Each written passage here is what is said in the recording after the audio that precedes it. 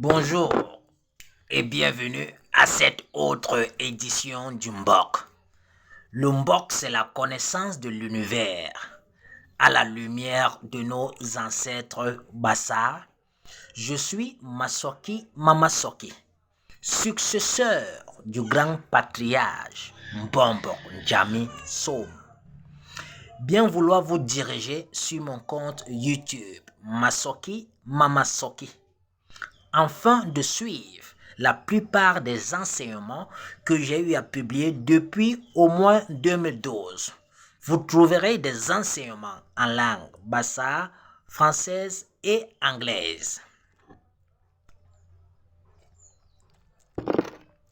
Cette édition est une continuité.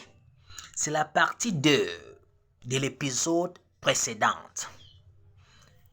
Est-ce vrai que les Bassa ont quitté le Cameroun pour se rendre en Égypte et revenir? Il est irréfutable que les Bassa ont quitté l'Égypte pour le Cameroun. Mais est-ce vrai qu'ils étaient d'abord au Cameroun, puis sont allés en Égypte et sont revenus au Cameroun? La migration Égypte-Cameroun, elle est irréfutable, il n'y a pas de débat. Mais le débat se pose au niveau de l'inverse. Donc, voici donc la continuité, la partie 2. Alors, Ilolombe, c'est la divinité suprême chez les Bassa. Ilolombe, c'est la divinité suprême. Lorsque le Bassa dit Ilolombe, il fait référence à la divinité suprême. Et je vous avais dit, ce sont les Bassa qui ont fondé l'Égypte par ricochet la civilisation négro-égyptienne pharaonique. Et d'après les tests égyptiens, Ilolombe avait été découvert sur du rocher. Bien évidemment, les Bassa de l'Égypte, les Bassa égyptiens, les Bassa de ce temps-là ne disent pas Ilolombe. Ils disent plutôt Isis. Isis avait été découvert sur du rocher. Alors, Isis, c'est la déesse de la terre. La déesse de la terre. C'est donc pourquoi le Bassa de la grotte sacrée Ngorlutupa appelle la terre ici. Donc en Bassa, la terre c'est ici. C'est également pourquoi les Bamlékés appellent Dieu ici. C'est donc pourquoi je vous dis toujours que les Bamlékés sont Bassa. Alors, ici, Mat et Nit. Ici, Mat et Nit, c'est la même divinité. C'est la même divinité. C'est une même divinité qui prend des noms différents selon le culte qui lui est consacré. Selon le culte qui lui est consacré, on l'appelle d'une manière ou d'une autre. Donc, Isis, Nit et Mat. Isis, Nit et Mat, c'est la même divinité. Et Ilolombe, ce n'est pas un nom, c'est tout simplement la caractéristique de la même divinité qui prend des noms différents selon le culte qui lui est consacré. Car Ilolombe, en français, veut dire le plus ancien des anciens. Donc, Isis, Nit et Mat, c'est le plus ancien des dieux. Et lorsque vous étudiez Nit, les textes égyptiens disent bien que Nit est le plus ancien des dieux. Qu'il n'y avait pas d'autre dieu avant Nit. Et Nit est également la déesse de la sagesse.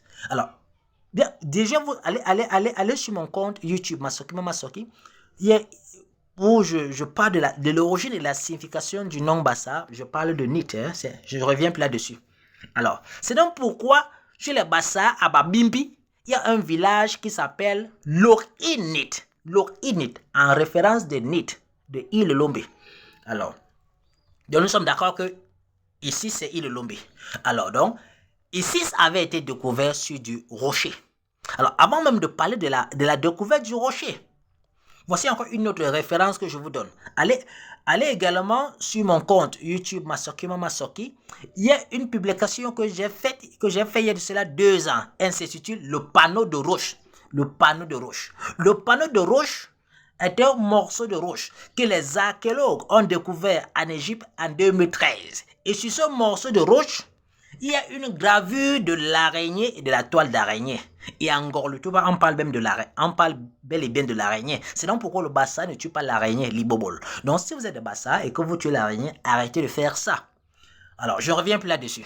Rappel. Alors, maintenant, revenons sur le rocher sur lequel avait été découvert Isis Ililombe.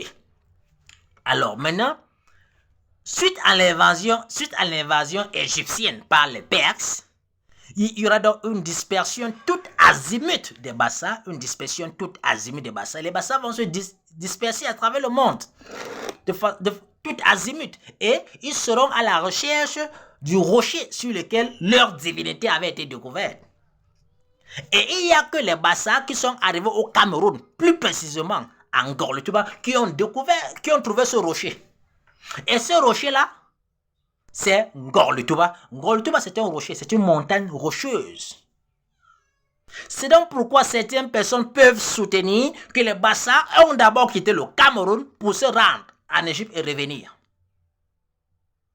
Donc, et c'est dans ce morceau de roche, Ngor-le-Touba, qui est vénéré à travers le monde, que tous les peuples et les religions vénèrent. Et j'ai déjà démontré ça ici.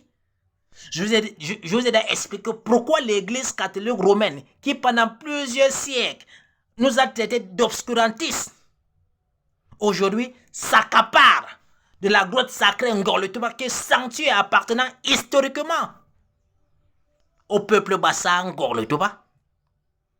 La Bible est tout simplement la vénération et l'adoration de Ngor-le-Touba.